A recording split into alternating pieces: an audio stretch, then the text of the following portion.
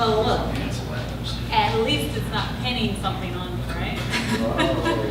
Oh, yo, you Oh, I thought you were putting it in your pants, but okay. I was watching Orange is the New Black before I got here, okay? Puts me in that frame of mind. So, life teaches you how to live it if you live long enough. Tony Bennett. I've lived and traveled around the world as an international math and science teacher for 11 years.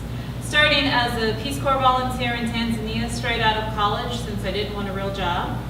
Then as an ESL teacher in South Korea after not readjusting well in the States.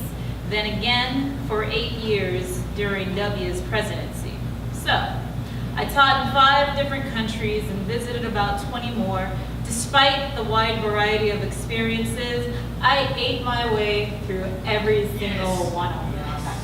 So, I've never been accused of being a picky eater, but living in developing countries challenge that. Everyone should try it. I don't mean visiting a developing country for a few days or a couple of weeks. I'm talking about living there at least for a year or longer on a reduced budget where you have to re-strategize how you obtain nourishment.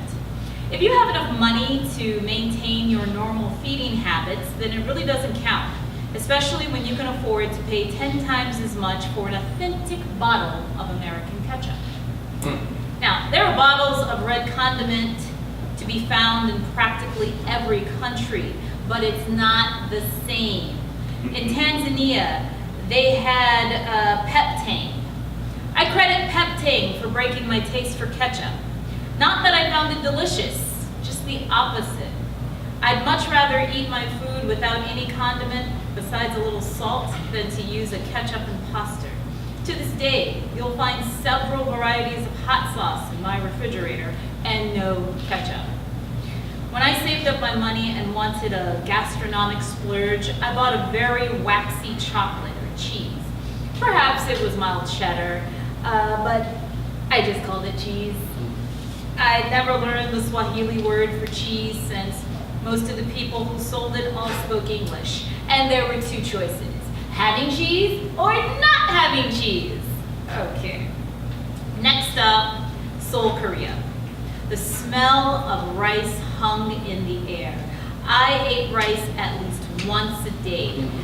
Though I had the money to eat at American chain restaurants, I'd mostly broken my American eating habit, but the one food I paid premium price for, Quaker Oats. Oh yes, how lovely were the mornings when I woke up and made a bowl of hot, steamy oatmeal with sugar, cinnamon, and a nice pat of Korean butter.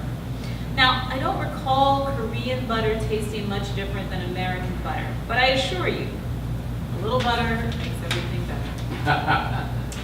The only fats my grandmother ever cooked with were butter, lard, fatback, and vegetable oil. I never saw a bottle of those fancy oils in her kitchen, such as olive, sesame, grapeseed, or sunflower. My grandmother never even made rice for a savory dish, preparing it solely for rice pudding. Once I got to Alexandria, Egypt, I should have outgrown food cravings. After all, I'd lived and traveled around the world for years, but every country offered a different twist. In Egypt, I could only get alcohol at major hotels and other places that catered to tourists, but could smoke all the flavored tobacco to my lungs' content. Foraging for alcohol became one of my new hobbies. When I visited the States during summer break, I bought a flask, so I could always have a mixed drink no matter which restaurant I actually visited. Yet, there was something about Egyptian butter. I couldn't quite wrap my taste buds around it until one day I found myself reaching for the salt. I hardly ever salt my food, but when I butter a biscuit, my mouth has expectations of salted butter. I cannot say that I craved salted butter, but I began mixing salt into my butter before using it. By the time I moved to Mexico, I hadn't eaten pork in 6 years. I'd given up red meat before moving to Egypt, but started eating beef again. Pork wasn't available there, or if it was harder to find than alcohol. As soon as I moved to Monterey, I noticed pre-made sandwiches labeled cheese sandwich, and which clearly had a slice of ham in them. So, as if the concept of sandwich implied ham along with 2 slices of bread. I avoided pork when it was obvious, so my first pork poisoning came in the form of a frozen burrito labeled res. In my basic understanding of Spanish, res meant beef. People tried to convince me that I must have had food poisoning, but after living in Tanzania and Egypt, I knew what food poisoning felt like. This wasn't that. This was stomach cramps without fever or diarrhea. My poor intestines, which had made enzymes to digest pork in nearly 6 years, scrambled to break down that swine. The second pork poisoning came a few months later when silly me thought it was a good idea to eat a gyro, not realizing that the meat spinning on the vertical spit wasn't lamb or goat. It was so delicious. I should have known it was pork. So, I grew up in the South, where every cooked green vegetable was flavored with bacon grease, lard, or actual strips of bacon. Real bacon bits on salads. Somehow, Mexicans had outporked even my family. My grandmother had mixed pork brains and scrambled eggs, fried chitlins, not chitterlings, chitlins, I said it right the first time, and prepared something I've never tried since it never appealed to me, pig's feet. Nonetheless, Mexicans would have made my grandmother proud in all their inventive ways of incorporating pork. Finally, I reworked pork back into my diet just so I wouldn't have to suffer pork poisoning stomach cramps again. I didn't actually have to prepare it at home, just order practically any savory food and I'd be just about guaranteed to consume something that had pork in it. With the continued evolution of my palate, I surprised myself after moving to Honduras. All I could think about was grits. I mentioned grits so much that one of my American colleagues bought me a canister when she visited home.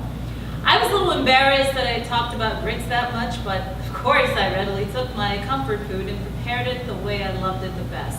A pat of butter and sugar with a side of homemade salmon cakes.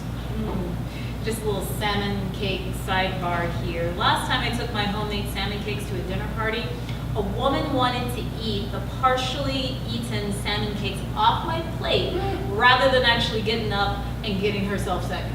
That's desperation for you. I'm serious. Sometimes I went to as many as 3 different Honduran grocery stores just to get all the ingredients I needed to recreate a dish I was craving.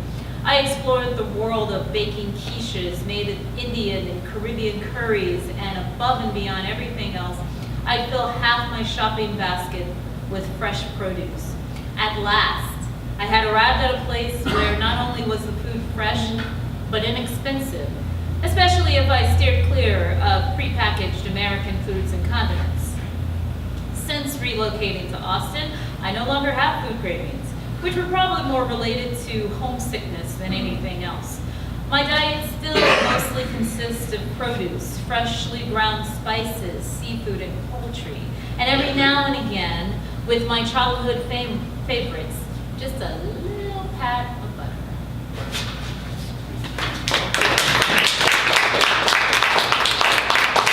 Now, our next letter has repeatedly professed